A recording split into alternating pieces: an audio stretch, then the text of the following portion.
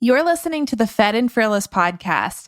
On today's episode, I'm chatting with Nicole Begley about how to get started using a podcast to grow your business. So stay tuned. Welcome to the Fed and Fearless podcast. I'm your host, Laura Schoenfeld, a registered dietitian, nutrition business coach, and online entrepreneur with over 10 years of experience in online business. And I'm here to show you everything I've learned about creating a life and a business that nourishes you. On this podcast, we'll talk about the lifestyle habits, practical strategies, mindset shifts, and leaps of faith required to build a healthy body, a powerful mind, a strong spirit, and a successful business. Hey everyone, welcome back to the Fed and Fearless podcast. I'm Laura Schoenfeld, your host as always, and as you probably know by now, I am technically still on maternity leave when this episode comes out. I'm recording this in May, so we're doing a ton of batching for the summer and getting a lot of interviews in, especially with friends of mine in the online business space, to help you guys learn more about entrepreneurship and doing the things that can help you pursue your passion and your purpose in online business. So we have a really great conversation today with my friend Nicole Begley. Nicole is in the performance mastermind with me that I'm in, and she graciously came on the show today to talk about her experience with podcasting. And it was a little bit of a last minute decision that I just pitched the idea to her a minute before we hit the record button to say, hey, why don't we talk about how to get a podcast started? Because we haven't talked a lot about that on the show, and we've been getting questions about it in our Nutrition Business Accelerator program because people are seeing that it's an opportunity to grow an audience and to get your message out there in a way that is relatively low barrier to entry. So knowing that Nicole has a very successful podcast that's helping grow her business, which is around coaching others to grow pet photography businesses, I figured we could have a casual conversation about it and talk about her experience with setting hers up. So it was a really fun episode. Nicole's just a blast to chat with, and she's hilarious. So I know you're going to love it. And I want to share a quick introduction to Nicole so you can know exactly who you're learning from. So Nicole Begley is a zoological animal trainer turned pet photographer and educator. She created Hair of the Dog in 2012 to empower pet photographers to turn their dreams into reality by helping them improve their craft and grow their pet photography business. Nicole has authored a book, Pet and Equine Photography for Everyone, available on Amazon. She established Nicole Begley Photography in Pittsburgh, Pennsylvania in 2010, but she now serves the market of Charlotte, North Carolina, so just down the road from me. Nicole shares her home with her husband, 2 small humans, and her rescue dog. And she's also chief of staff to Emma the cat. She's the creator of the hashtag Selfie Dog series, a travel addict, and a chocolate martini connoisseur. And like I said, Nicole is a blast. She's been in the mastermind that I'm in for, well, actually, I don't know if she joined last year, but we've been in it together for a year and a half now. And she's one of the sweetest people and the most friendly and just fun to be around. So I was so pumped to have her on the show today. And like I said, the conversation that we have is really us sharing our own personal experience running podcasts. She's been doing her Hair of the Dog podcast for the past 2 years. And as some of you may know, I've been podcasting since 2013. So getting on 9 years now of running a podcast of various topics. So we have a lot of experience to share with you and a lot of tips and things to think about if you want to get one started. And if you're even in the market to consider a podcast, I know you're going to get a lot of value from our conversation today. So I'm excited to have Nicole here. I know you're going to love her. And without further ado, here is Nicole Begley. All right, everybody. Well, I am so excited to have with us on the show today, Nicole Begley. Welcome to the Fed and Fearless podcast, Nicole. Hey, Laura. So nice to be here. Thanks for having me. Yeah. And Nicole and I, as I mentioned in the intro, are in James Wedmore's mastermind together. And we actually, side note, did a group coaching program with Tracy Goodwin, who we interviewed on the show last fall. learning how to use our voices more effectively. So no pressure to have really good voices on this episode. My gosh, Tracy is going to listen to us and be like, you guys, get on Have I it. taught you nothing? Well, Nicole, I would love for you to just quickly introduce yourself to our audience so they can get to know you a little better, and specifically around how did you get into running an online business serving pet photographers? Because I feel like that's I don't want to say it's random, but it's definitely not something that you hear a lot of, which is good for you because I'm sure that means you don't have a ton of competition, but it's something where I'm guessing you were a photographer before you started coaching other photographers. Yeah. So I would love to hear a little bit about your journey to the current business that you have today. Sure thing. Well, I actually started out as a zoological animal trainer after college. So I spent 13 years working with free flight birds and seals and primates and all sorts of awesome animals and loved that job. But then it got to a point where I had 2 kids. I was paying for daycare. You work in the zoo world, not for the money, just because you love it.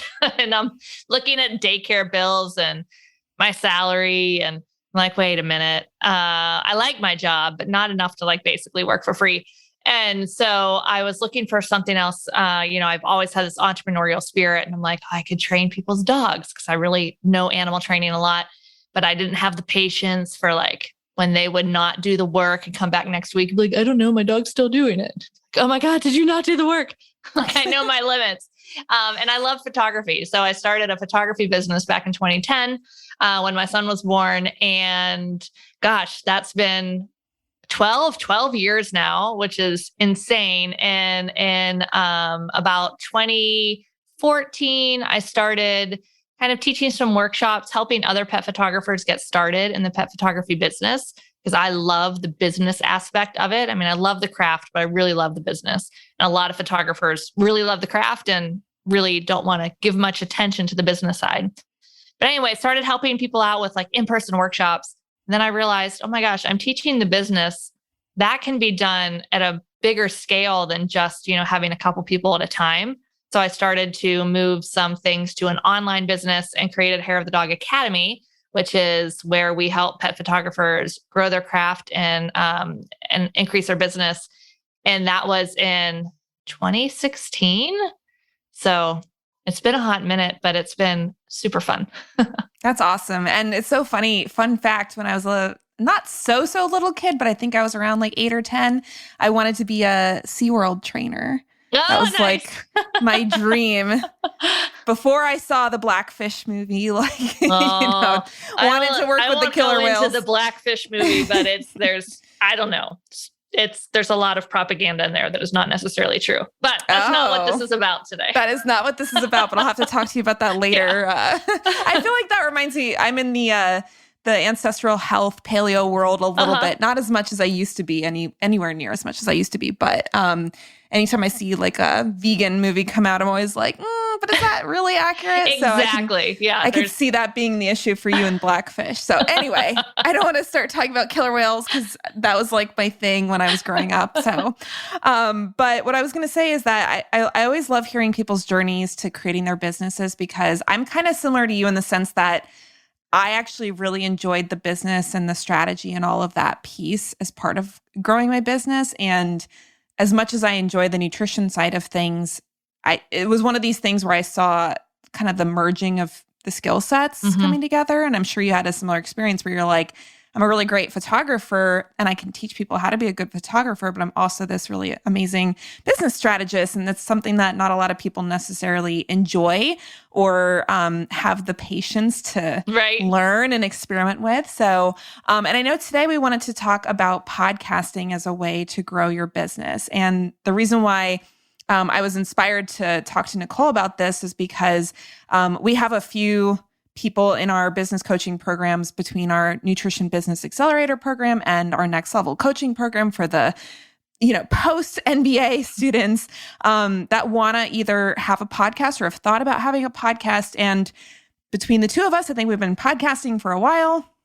And we have a lot of thoughts to share about why start a podcast and how to start a podcast and how to make a podcast work for your business as opposed to it just being this time suck that you end up spending way more time on than it's actually really valuable for growing your business. So all of that said, what inspired you to start a podcast for your business?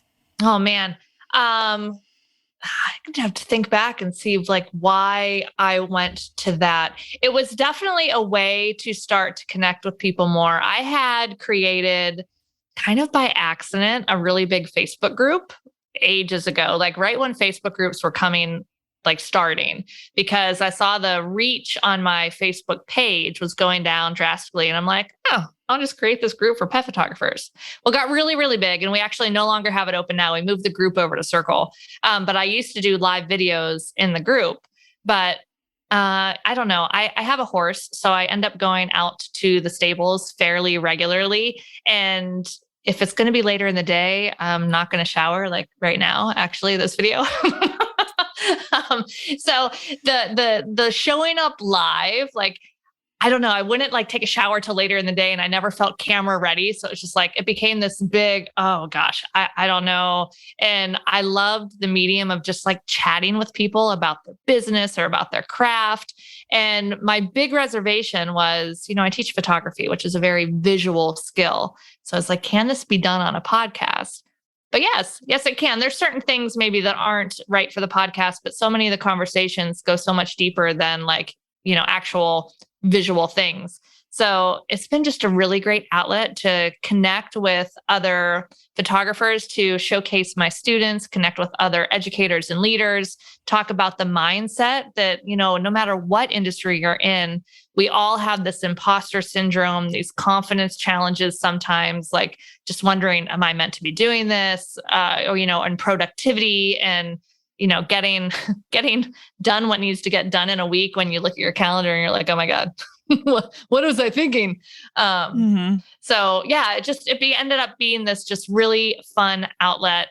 And my rule for myself when I started, because I know myself well, and I'm very much an entrepreneur that's like, oh, this is fun and I want to learn something new. And then as soon as it becomes routine, I'm like, I gotta hate it. So my rule was that I wanted to create a process. So I just show up, I record it, I hand it off to my team, and then it's magically, I don't even know what happens. Actually, I do, but not the details of it anymore because I haven't looked at it since we created it way back 2 years ago. Mm-hmm. So I love that was something that you started from the get-go because for me, when we started our first and then even second podcast, because this one that we're recording is my third, I was doing all the editing for the episodes. Now, it wasn't like heavy editing. So it wasn't like I was going in there and, sound balancing and that kind of thing. But it probably took me between recording and editing at least like 5+ hours, maybe even up to 10 per week to do the whole process. Because I was editing the audio, I was publishing it on our WordPress page, like doing all the production piece. And on one hand, like I'm glad I started it because, this was, when did we start that show? The first one we did was 9 years ago. So I don't think I quite had the wherewithal to like even think through the concept of hiring somebody else. I think we were like, that was just so new in podcasting back then, really. It was. Yeah. So so this idea of like having somebody else do all the work after you recorded was not on my mind. And even though I'm glad I did it, I do think that it was a lot of time spent that wasn't necessarily in my wheelhouse. Like I'm not an audio editor. So, that's not my area of expertise. And so to spend all that time doing that for the show made the show a much bigger commitment. And we also, the show we were originally running was very focused on evidence-based like nutrition and health stuff. And so there was all this research we would do and write notes before the show and all of that. So it was a big project. And like I said, having been doing it for 9 years now almost, I think I've learned a lot. And what Nicole's sharing about having some kind of process to take the extra work out of it for you is so important if you're going to be starting one. And so that's what we definitely want to talk about that today, because I don't even think a lot of people would even think that way. And I'm really impressed that that was already on your mind when you were first starting it, that you're like, I am not doing all the production work on this show. Well, there's just, a lot of people might start the podcast before they've kind of grown their business, but I was adding in the podcast into a very busy business already. So I didn't really have a choice. It was either something had to go. So, yeah. Yeah. But even if your business isn't busy, I still think... Oh, 100%. Because you can spend better time growing your business, marketing your business, even creating the content for your business than editing something that you just recorded, when there's so many great editors out there that can take that off your plate. So when you first started your show, did you use current team members that you had? Did you hire new team members? Did you work with some kind of agency? How did you get somebody to support the post-production piece for you? Yeah, I was looking for somebody. Well, actually, when I started, it was kind of right at the same time. I don't remember what came first, but I was going from having like one part-time person in my business to I had just hired like another part-time customer service. No, I lied. I'm sorry.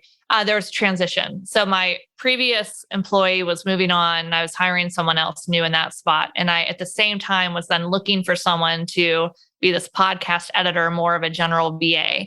So, yeah, I found someone amazing. She's still with my team. She's now full-time. She's in the Philippines.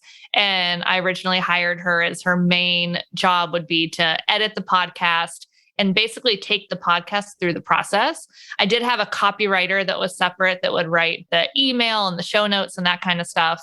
But Venus behind the scenes would handle moving it all through the process. So yeah, I looked for someone specifically for that, who at the time started off as a very part-time position and now has, just flourished and moved into full-time.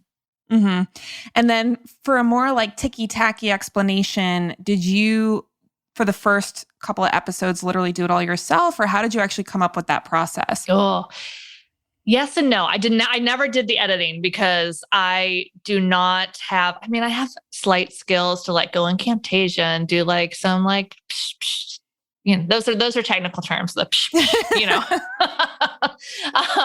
but I don't, it's definitely not in my wheelhouse or good skill set. So I never did any of the actual editing of the content, but I did write down our process of, okay, I'm going to record it. I'm going to create a Monday board. We're going to need, an image. We need to create the artwork for the podcast. We need to edit the podcast. It gets uploaded. I use Buzzsprout. It gets uploaded to Buzzsprout. We need to create a pretty link on the regular website for that. So I just kind of walk through what the process is, where that podcast needed to be shared, making a page on our website. So all of that. So I might have done it the first time to create the process, or Venus might have known enough about those different areas that we walked it through together. And then she created the actual, no, I lied. I definitely created the process, but I think I created the process and then she took it over within the first one or two. But yeah, so that's how that all came together. And when you created the process, was it all written? Did you do like Loom videos? How did you actually create that? Wrote it out and Loom videos. So I'm very much a outline type person. I love creating lists. So sitting down and just like writing out kind of step by step as a high level, and then created Loom videos. And then, my team just kind of fills in all these processes as we update things or as things change. Or sometimes if it's something really specific that I just made a Loom video, but it's easier to have it written out, they might go and write that out. And when you first started, did you just know to do all of this stuff, or how did you figure it out? Did you get taught? Did you just look at what other people are doing? What was the impetus for these decisions? Yes. So like I said, I love lists. And I also love sometimes when, like creating a podcast 2 years ago was not like reinventing the wheel. Like it had been pretty mainstream. 9 years ago, you were definitely a pioneer. But 2 years ago, it was pretty straightforward. So I am not one to get concerned about spending a little bit of money that's going to save me time. So I signed up for Pat Flynn's podcasting, like getting started on podcasting course. And it was just like, oh, do this. And it's just made it so easy because then I could just blow through and be like, all right, I need to create artwork. Oh, I need to create an intro. Oh, I need to do this. And it was just so easy. So without that, I think I probably would have procrastinated for a long time just because I know me. And then not knowing exactly what the next step is, then it becomes really easy for me to be like, oh, well, these things over here need to be done anyway. So let me work on these and I'll do that later. And then I run out of time. And then a week becomes a month, becomes months, becomes a year. Yeah.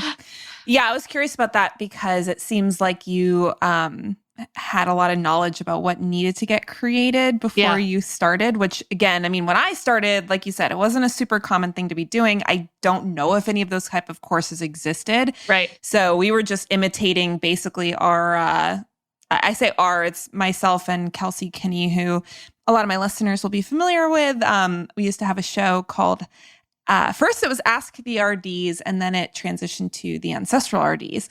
And we were literally just imitating our boss, Chris Kresser, at the time. Like, we're like, what is he doing? We'll just do that. And I mean, to be fair, honestly, that's kind of how I do a lot of stuff. Like, even with the podcast, like I was thinking about this the other day, how even just some of the choices I've made with how to structure the episodes is based on other people's podcasts that I listen to that I like. Yep. And I'm like, it's not like I'm copying them. I'm not doing the same content. I don't have the same music. I don't have the same intro. But if you listen and you kind of zoom out and think about the macro structure of, you know, how are they actually producing this and what kind of stuff are they creating for it?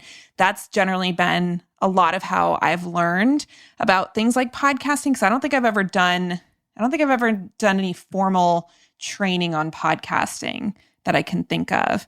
Our editing team has educational materials to support their clients because they're a kind of like boutique podcast editing service.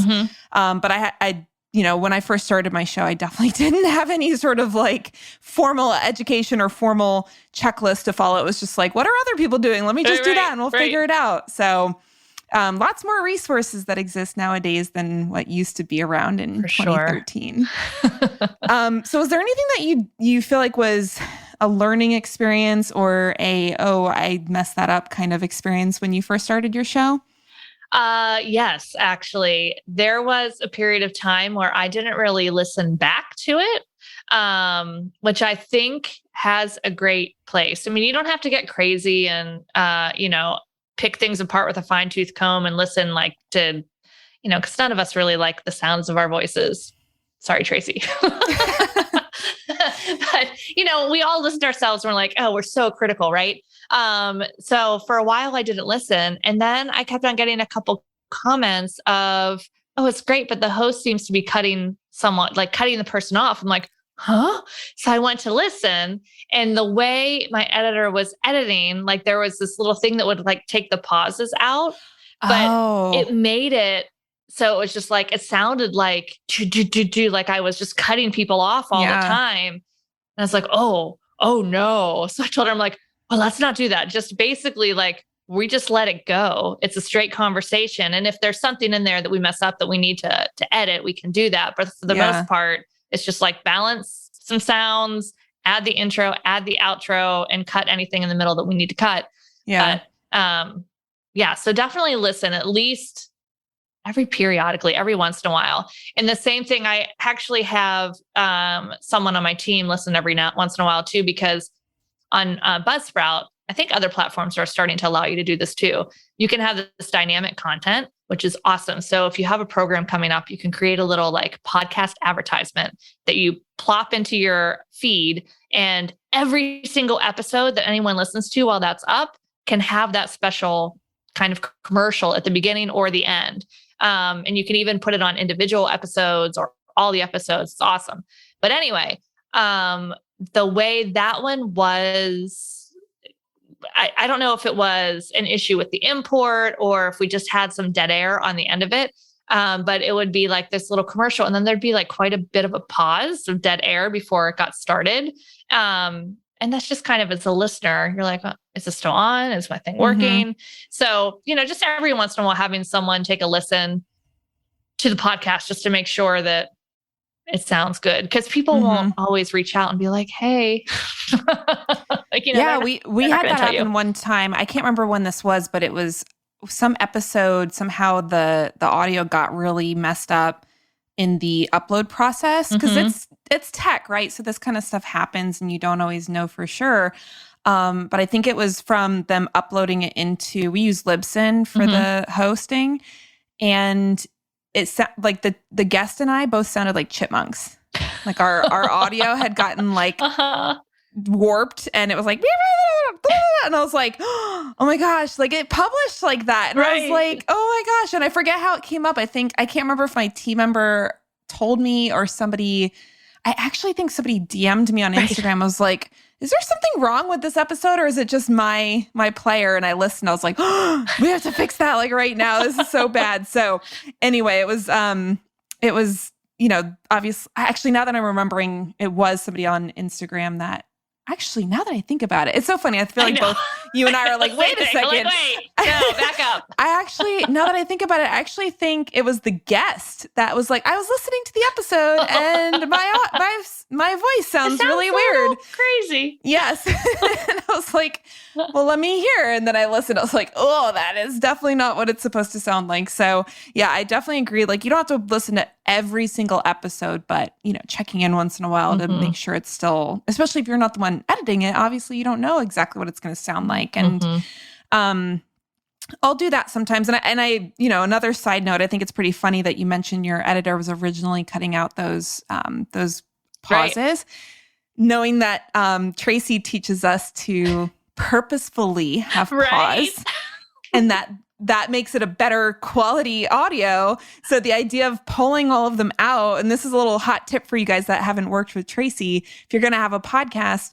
don't have the editor pull normal pauses out. I mean, it's one thing if it's like, especially if you're doing a solo episode and you have to pause, like I have to pause to like take a sip of water or cough or something like that. That's a totally different thing. But if you're just having a conversation and there's like a break in, the actual speaking, I think sometimes people assume that sounds like it doesn't sound good, or you sound like you're thinking too much. And I know Tracy has really pounded it into our heads that those pauses are actually really powerful and helpful for connecting with your audience. And so if you're going to have an editor cutting that kind of stuff out, I recommend not. Because I remember I was on a podcast one time as a guest and I listened to it afterwards and I was like, why do I sound like I'm talking? Like, I already talk fast, and I know you do too, a little bit. We're learning, but it was something where I heard it and I was just like, did I take a single breath that entire time? And then I realized when I listened to it, I was like, oh, her editing team pulled the breaks, like all the pauses out, and it just doesn't sound right. So I don't know. I don't care for that when people do that, because it just sounds really intense and like just not natural. Yeah. If people want to listen to it fast, they can bump up the speed of the listening. So, but that's a really great tip. And so, something else I would love to ask you about is the content creation piece, because honestly, to this date, that's the thing that can be a little challenging for me is like, what are we going to talk about? And we don't do a lot of solo episodes at the moment on the show. We've kind of like come in and out of those because personally, I really like interviews. I like conversations. So doing solo episodes is like, I don't want to do that. And then of course, when I do it, it's totally fine. And those tend to be some of our more popular episodes. But it is something where coming up with what to talk about can be a little challenging. So how do you come up with topics for your show? Because you've been doing it for 2 years. Obviously, there's probably at least 100 episodes that you've done at this point? I just recorded 145. Oh, wow. Okay, cool. So, which we have done. We'll circle back to that content in a second. One quick tip for like, once you have your show kind of going and you have some episodes under your belt, when you have like 20 episodes, someone finds your show and if they love it, they can still binge all of them.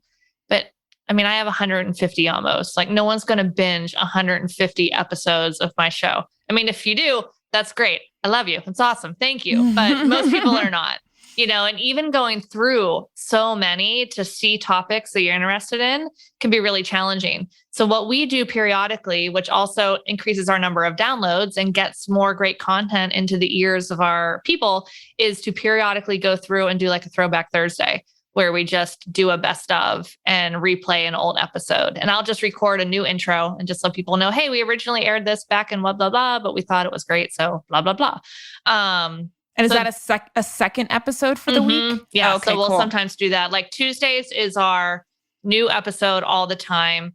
The only time that I've ever done, like over the holidays, sometimes like Christmas, New Year's week, I have just done some best ofs because everyone's busy and, like it's not necessarily fair for, my guests. It's like, oh, okay, yeah, I'm just going to put you out there Christmas week. No one's going to be listening anyway, so like those kind of holiday weeks, sometimes I'll just do a throwback Thursday or throwback like a best of on my normal Tuesday day.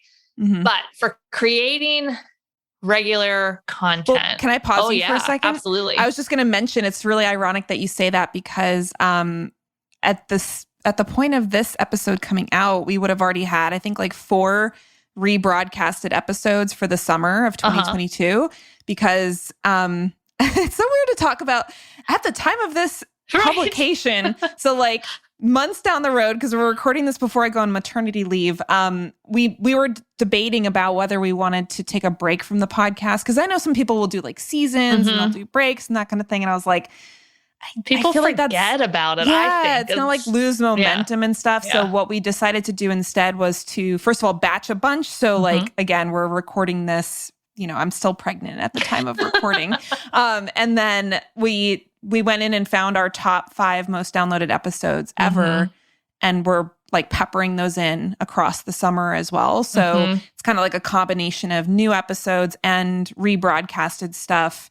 That was our greatest hits or whatever you want to call it. And so, because a lot of those, like you mentioned, were recorded 2 years ago, 2.5 years ago. So, as you mentioned, it's probably a lot of people listening to our show that didn't hear those, or maybe they would listen to it again. Yeah. So, we've never done that before. We've never done a rebroadcast because I just haven't. But I guess I'll find out how it went in the future when this is out and it's already happened. Right. Yes. Yeah. I think that you will find that it is great and people love it. And even the people that I've talked to that have heard it originally, like sometimes they re-listen and they're like, I got even more out of it. We do that too. We hear certain things over and over. And sometimes when you hear it again, it just clicks a little bit differently. So yeah, I think that is a great strategy to sprinkle in there. Content. So I am always on the lookout for interesting people in my community or just different people that I can bring into my community to interview and, asking other people that are well connected, like, hey, I would love to have somebody talk about SEO. Do you have any recommendations? Because I might not have all the connections, but 6 degrees of Kevin Bacon, somebody has the connections that I need to reach out to the people that I want to talk to. I love that you use that phrase because there's so many people that haven't heard of that game before. For real? And the funny thing is I have 1 degree of Kevin Bacon. No way. Yeah, my grandmother was on a podcast, a soap opera with him. Oh, that's so funny. So she's my 1 degree. And it's so funny because everyone's like, what are you talking about? When I say that game, I was like, you're no fun. Well, I can so say appreciate I'm it. 2 degrees of yes. Yes. Amazing. It's so good. But always just looking for those connections and not being too shy to ask. Oh gosh, this is super exciting. So Denise Duffield-Thomas, money mindset, just amazing. I love her. I've done her money boot camp in the past and read her books and all the good things. Anyway, she sent out an email 2 weeks ago, maybe, with a new book coming out, like looking for a podcast to be on in June. I was like, I should be on. No. But then I sent it in. And she's going to be on the Hair of the Dog podcast coming up this summer, woo, woo, which by the time this airs, will be past. So go to the Hair of the Dog podcast. You can listen to my interview with her. But then it's like one of those things where it's like, there's no way. And then I get a response. I'm like, oh my God, for real? Oh, now I'm nervous. That's so exciting. Yeah. So you never know, right? I mean, I think sometimes people assume that, certain people would never be interested in being on their show. And you never know, right? Especially when people are promoting stuff. Like that's the first time I ever had James on the podcast was the summer before I applied for the mastermind. And I was like so nervous. And it was just so funny because it's like, like I would have never thought to ask him to be on the show, but then being an affiliate for BBD, I was like, well, he's offering, so might as well, and we got to do an episode. Actually, he's been on twice now. So it's definitely one of those things where I think people tend to like be afraid to bother people, or, I mean, if you even if you reach out to somebody unsolicited, the worst thing that happens usually is that they don't respond. Right. So finding guests, I think, is we have in our NBA Next Level program, we actually have a workshop from my podcast editing. I guess it's the team owner. I don't know how to explain that. The business owner that runs the team. And he goes through this whole process of how to get on other people's shows, all that. Because I do think, especially if you haven't ever done a podcast before, Nicole and I were talking about this before we hit record, that I actually think going on other people's shows first is a really great way to like test it out, see if you like it. Because doing a podcast can be a big commitment, and for it to actually work, you have to do a number of episodes. You can't just like do 2 episodes and hope that some people see it. So I'm always a big fan of going on other people's shows to get your feet wet, see how you feel about it, and then if you really like it, start your own, and then get on other people's again. Also there's a lot of podcast exchanging that happens. I know, especially in our mastermind, that's a really common thing. Yeah. And one of the best ways to get yourself in front, like to actually take this podcasting that we're spending our time on and leverage it as an actual lead generator in our business, is to, get in front of other people's audiences. And you don't need to get in front of other people's audience and like pitch. You just need to get in front of other people's audience, and they might be like, oh, I really enjoyed that conversation with that person. Oh, they have a podcast too. Great. And then they become a follower of you as well. So that's just a great way to just continue to expand your little footprint. Yeah. I think we teach this in NBA. We teach that podcast guesting is the fastest way to grow organically, because you're getting in front of other people's audience. You're borrowing their authority. You're in the person's ear. They get to hear you and get your personality, and you can talk about something that's solving a specific problem for your ideal client. And like they could go from hearing that podcast to wanting to work with you the next day, kind of thing. Right. And I've had that happen before. I've been on podcasts before with big audiences that like I got booked out for like months afterwards. So that's why we teach it. And I do think if you have your own podcast, again, that's another opportunity where if somebody hears you on another show, like you said, they say, oh, they have a podcast too. Let me keep listening because this was really valuable. And that's an opportunity to nurture that relationship. For sure. Yeah. Some of the other content, I'll jump back to the content for a second. So looking for the different guests. One of the other things that I think is really important that is super helpful is even just looking in your own community, because we have a lot of people with a lot of great stories. And I have found, I don't know if it's the same for you, but I found that sometimes I reach out to them and they're like, huh? What? Me? What? Like we sometimes feel like our story really isn't all that exciting, but it is to, looking for somebody else looking onto your story. There can be so many great lessons there for them, and they can see so many similarities. And, as humans, we're all a little nosy. We all like to kind of see what's going on. That's why like People magazine is so successful, because we're all like, oh, what's going on? So anyway, but figuring out, not necessarily even a process, but just a way to kind of invite your students and share the successes that happen inside your community and kind of give that a platform and celebrate that is, such a great way. And if you look at it, if you're doing a podcast once a week, that's 52 podcasts in a year. It's not really that much. If you start pulling in some students, you start doing a couple solo episodes. I, like you, much prefer the interviews. Once I get rolling on a solo episode, I'm good. But like the first one to sit down, if I haven't done them in a while, like it takes me like 20 minutes to be like, no, restart. And then I get in the flow and then it's good. And I'm like, oh, why was that so hard? I always have the thought, like, what am I going to talk about because I try to get at least like 30 minutes of content. Yeah, me too. I'm like, what am I going to talk about for 30 minutes? And then I like stop the recording. I was like, well, great. That was an hour. I'm glad that I so-called didn't have enough to say. So it's, there's definitely that resistance that happens when you're just, because it's much more fun. I'm having fun talking to you. And exactly. I feel like it's much more fun to talk to somebody than just to talk to a computer screen. But that, honestly, that was a big reason I signed up to work with Tracy, because I was like, I need to get more comfortable with just talking to nobody, because between solo episodes for podcasts or even like live trainings and stuff, even with the comments, like you're still presenting to a screen, and learning how to talk comfortably to a screen and really let your personality show through was, I mean, I'm sure I was okay at it. I had a pretty good business, so it's not like I was totally bombing, but I was like, I know that this could be better. So, so yeah, the solo episode thing, I think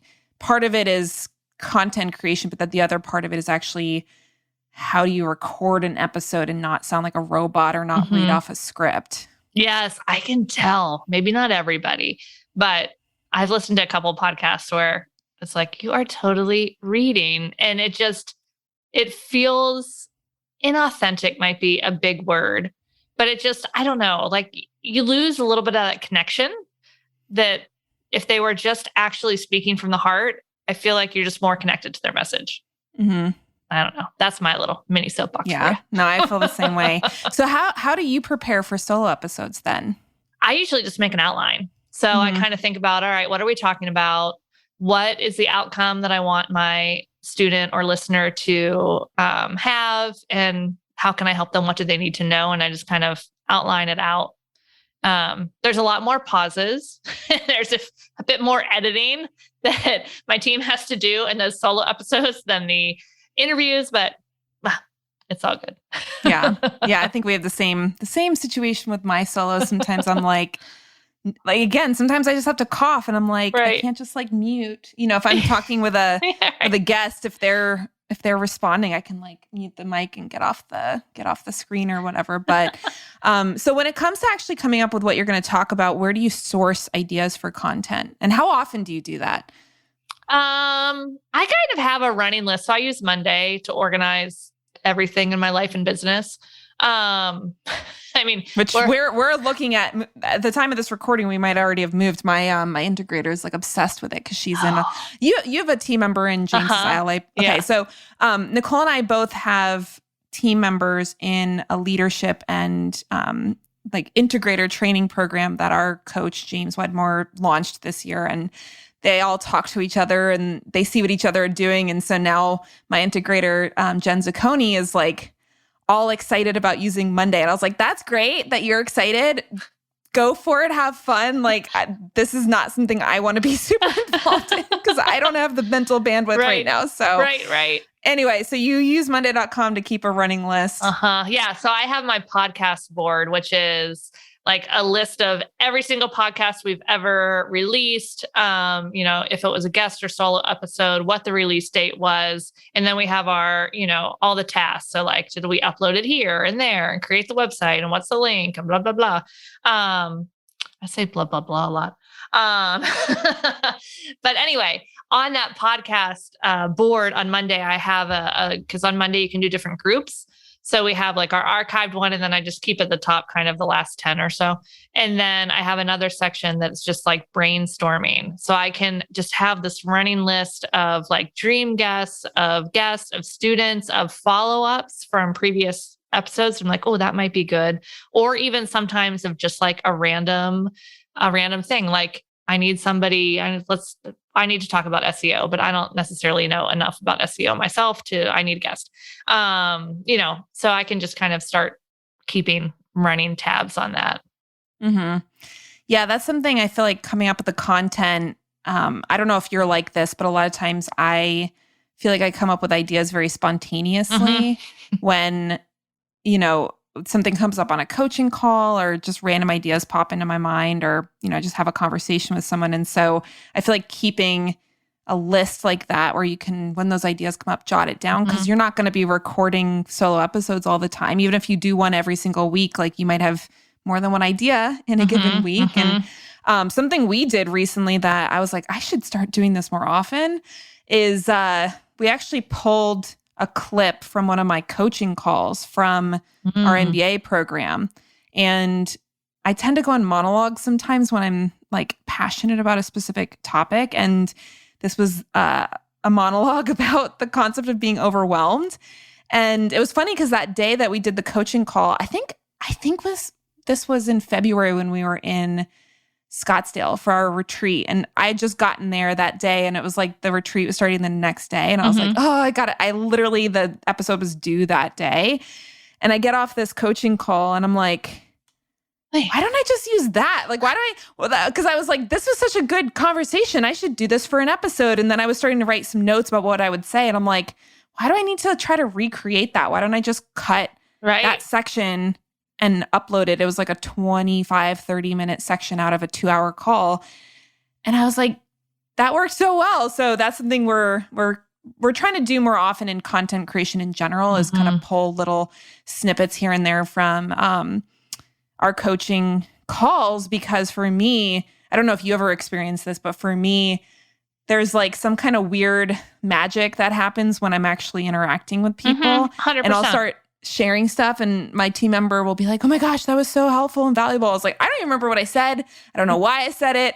And so it's like one of these things where trying to capture that to put it into a solo episode is always a little, it's like, I don't know, you just lose a little bit of the sparkle off of it after you're trying to do it again. So we're contemplating ways to repurpose some stuff like that, because it's not our core educational content, but it's usually stuff that comes up as like a question or something. Yeah. And that's where we get a lot of our content ideas, is from questions that come up from our students. Right. Yeah, for sure. I also do look at my content though, like my actual like content pillars. So like in the business building for pet photography, we kind of have 6 pillars, like, admin of starting your business, branding, your website, your pricing, your marketing, your workflow. And so I will sometimes just kind of look at that and then kind of just pick a little section of something. So, some people get concerned of, oh, wait, if I'm teaching, the inquiry process, well, my program, in Hair of the Dog Academy goes way deeper into that than it would on a 30-minute like podcast where I'm kind of high leveling some tips and tricks on that. So, I think you can kind of look at your program and look at whatever your pillars or your main modules are, and then just kind of pull a little section here and there. And, you can have content for days with that. Yeah. Or just, asking too, like, what mistakes are people making, or what thoughts do they have that are holding them back, and just kind of go off on something like that. And I also just keep my eyes open too for things going on in the industry that, just for instance, as a photographer, to have a sustainable business, it's usually a higher cost, more boutique experience. But there's always people entering the market that are just like really inexpensive because they don't understand the cost of doing business and all the time and all of those things. But there's also now these new companies that are kind of like Uber for photography, where it's like, hey, we just contract these photographers, pay them this little tiny, like whatever, they work when they want and get a little extra income. But like, here's a digital file for $15 where most of us sell it for like $250. So like giant difference of price. And, the industry like freaks out of, oh, how am I going to compete with this? So when I see something like that pop up, I'm like, oh, must do a podcast episode on this of how to stay in your lane. Don't worry about this. This is what you need to focus on. Yeah, I do think, those kind of freak out moments or stuff happening, or, just all of that stuff can be a really good inspiration for timely conversations, especially, I'm trying to think, like, I don't know, a lot of my solo episodes have revolved around stuff I've been discovering through the pregnancy process. And I know like my first solo episode that's going to come up in a couple of weeks from this one, hopefully, if I get it recorded, is just like updating about postpartum and everything. And, those aren't necessarily topics I'm ever going to talk about again, but it's something that's very timely for me. And then there's going to be other people that it's going to be timely for at various times of their life. So I think it's, thinking about what's going on in your life or your world or your business. And even if it's something that's a little bit of a unique, like, even with like COVID and stuff, I'm sure there was topics that came up. I don't know if you covered anything about like how to keep your business running when there's 100%. A pandemic going on. Yeah. So there's a lot of like current event kind of things that can be really good to talk about for people, that how it relates to your audience, because it's going to be different for everybody. Mm-hmm. For sure. I love that. So, yeah. So I guess my last question for you, because I know, we could probably talk about this for a long time and we're going to have to wrap things up, sadly. But I guess my last question for you would be, if somebody wants to start a podcast, like they've been listening to us talk about it and they're inspired and they've been thinking about it. We've gotten some really interesting questions about them on mostly in our Nutrition Business Accelerator program. Like somebody asked if she had to I'm only laughing because I'm so glad we caught her before she started doing this. She was like, should I be sending my guests microphones so that their audio quality is good for the episode? I was like, please do not do that. That is going to get so expensive. And unless you're like Joe Rogan or something needing to, have a podcast for millions of people, please do not worry about your guests having, we send, as you would have received, we send some tips and guidelines for having the best quality audio. And you have a nice podcast mic. We both have our little boom mic set up. Right. So our audio is probably going to be a little better than some other episodes, but are there anything that you feel like are essentials that somebody should actually focus on when they're getting started so that they can put their energy and money and time towards the things that are beneficial and not worry about like, I got to get this amazing mic set up and I got to send my guests mics and, all the things that they could get distracted by that will either hold them back from starting or just make the process a lot more difficult. Right, for sure. Well, I think a good mic is critical. I'm trying to think what mine is. I think it's like the ATR 1200. Does that sound familiar? It was like $99. It was not that expensive and it's a great mic.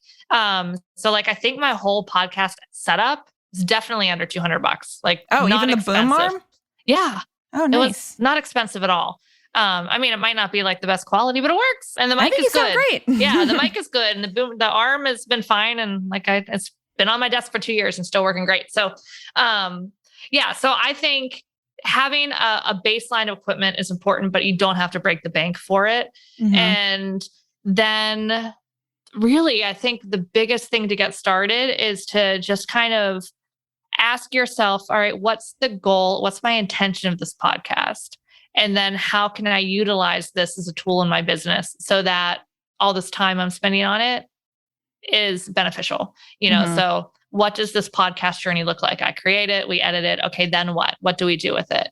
And just just asking yourself kind of what that looks like and just different ways you can use it. And if you're clear on that, then it becomes really easy to be like, all right, now we just do the content, we do the fun part, but that all this energy you're putting into it is going to grow. And along with that, this isn't an overnight, like, hey, I launched my first podcast episode yesterday and now my business tripled.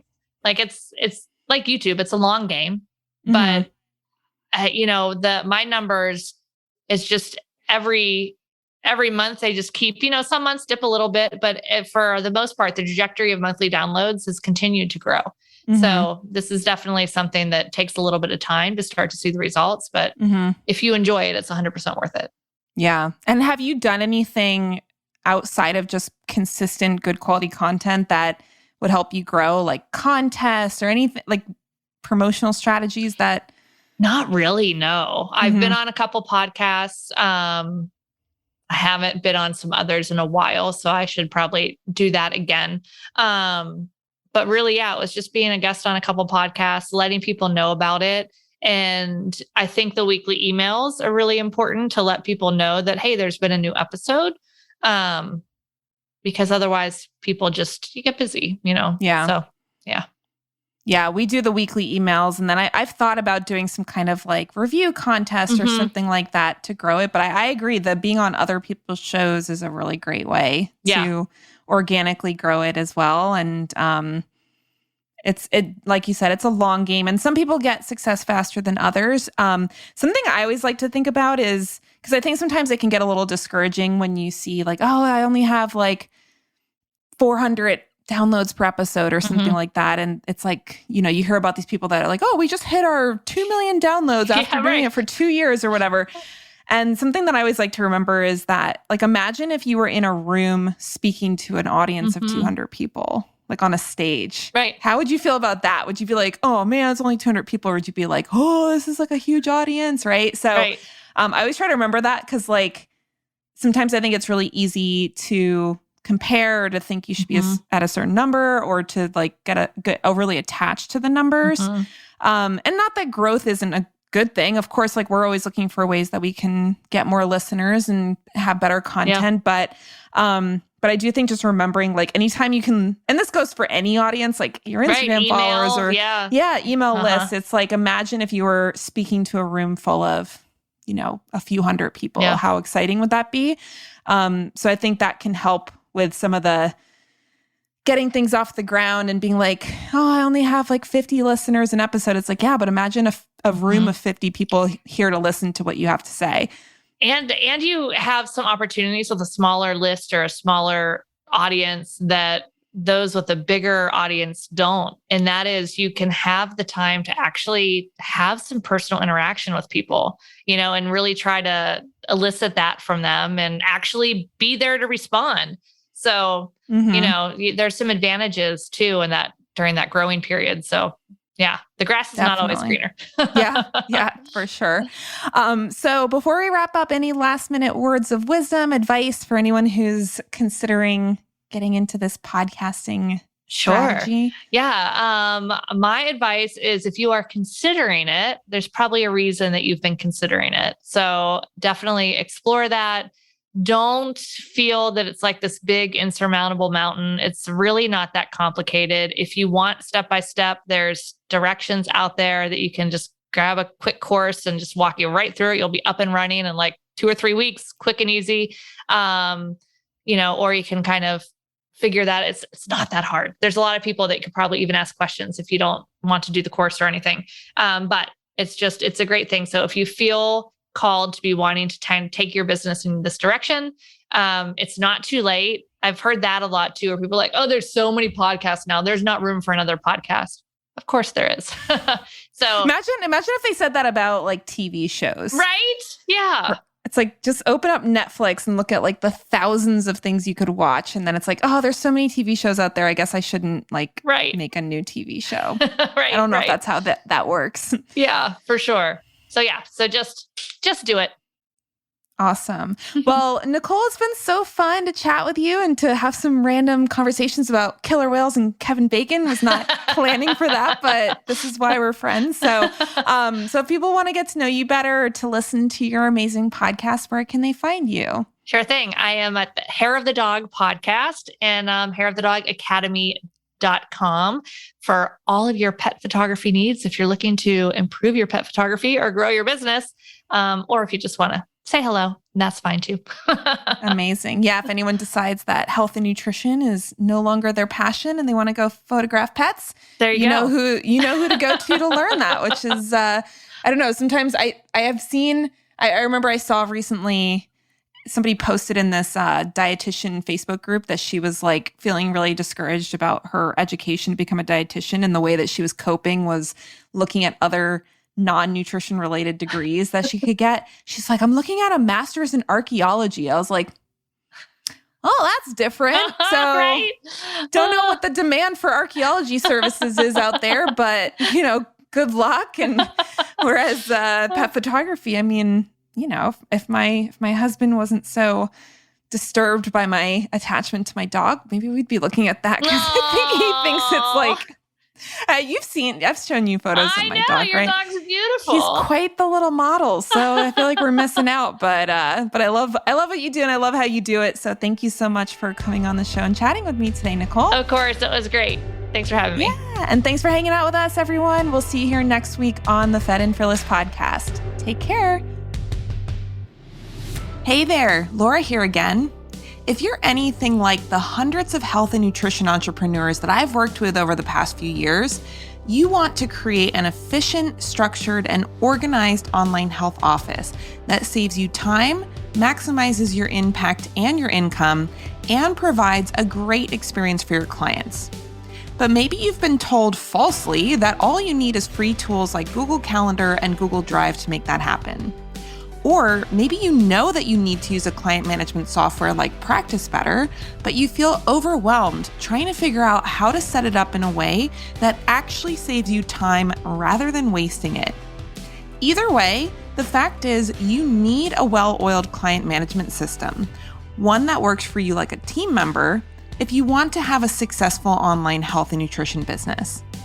And in my brand new free training, I'm going to teach you the 6 essential steps to set up Practice Better for a more profitable and efficient virtual health and wellness business. I'll give you the step-by-step system for setting up your client management software that will get you out of the day-to-day admin work and back into the role of the high-level health and nutrition professional where you belong. I'll also show you how my client Jackie used these exact principles to help her make over $200,000 in revenue in her first full year of business, while also preparing to become a first-time mom.